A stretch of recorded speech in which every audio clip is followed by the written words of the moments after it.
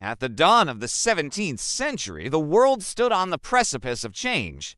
In the foggy ports of Amsterdam, a new kind of power was brewing. It wasn't a kingdom, nor was it an empire forged by monarchs.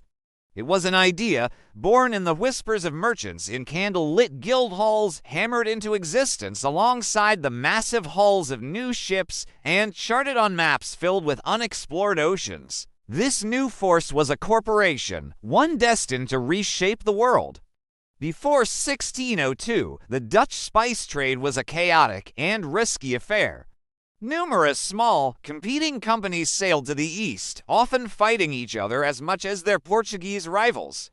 Profits were uncertain, and voyages were perilous. But a few visionary men saw a different future. They weren't just traders. They were architects of power, rivals who understood that unity was the key to dominance.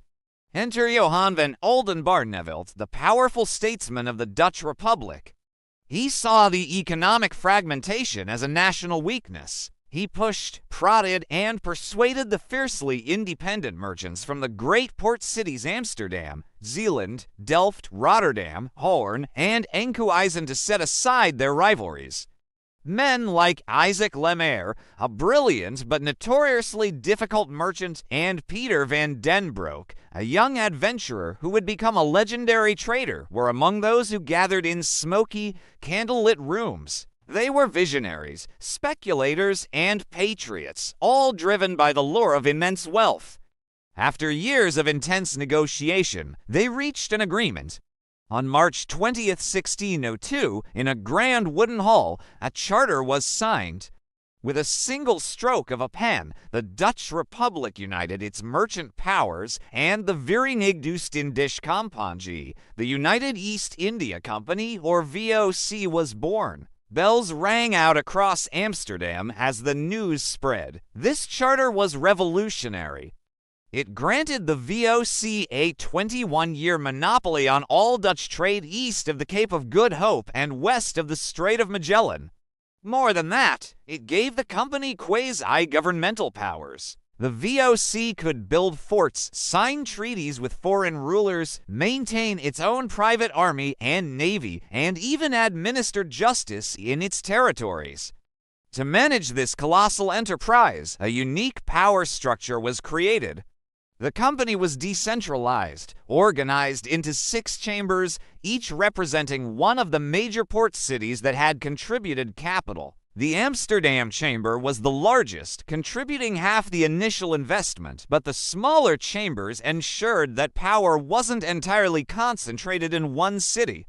This structure was a masterstroke of political and financial engineering, balancing regional interests while creating a unified corporate giant. At the very top of this structure sat the Supreme Council, the Heeren XVII, or the Lords 17. These 17 men, chosen from the directors of the 6 chambers, were the true masters of the VOC. They would meet in a dark, imposing chamber, seated around a long wooden table. For 6 years, they would meet in Amsterdam, then for 2 years in Middelburg in Zeeland, a cycle that maintained the delicate balance of power. Here, surrounded by maps of Asia, designs for forts, and ledgers overflowing with figures, they made decisions that would echo across the globe.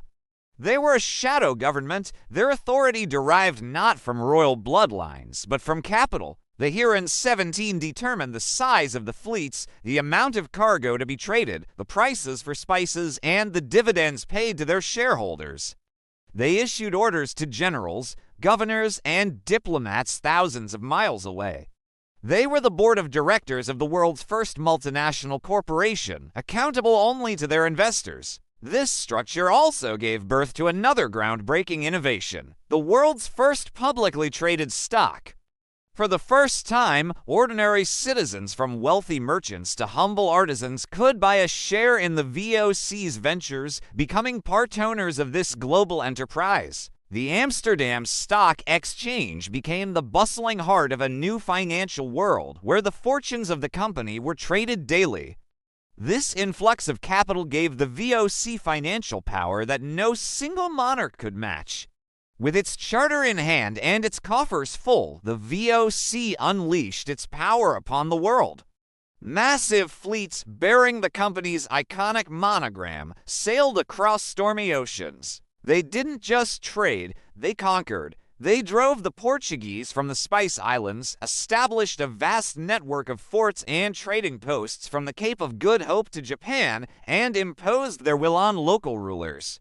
Forts like Batavia, modern-day Jakarta, became the headquarters of a sprawling corporate empire in Asia. Ships returned to Amsterdam laden with nutmeg, cloves, cinnamon, and pepper, spices worth more than their weight in gold. Within a few decades, the VOC had become a state within a state.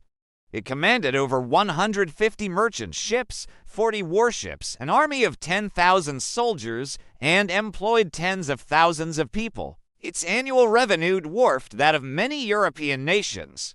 The wealth it generated fueled the Dutch Golden Age, transforming Amsterdam into the richest city on earth. It was a corporate behemoth unlike anything the world had ever seen, a fusion of commerce, warfare, and diplomacy. It set the template for the modern corporation, demonstrating the immense power that could be wielded when capital and ambition were united on a global scale.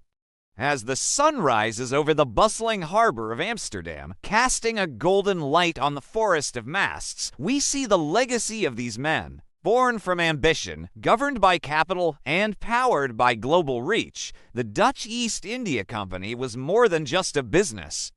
It was the world's first megacorporation, an entity that forever changed the course of history. Thank you for watching. If you found this journey into the past fascinating, please like, subscribe, and follow for more stories that shaped our world.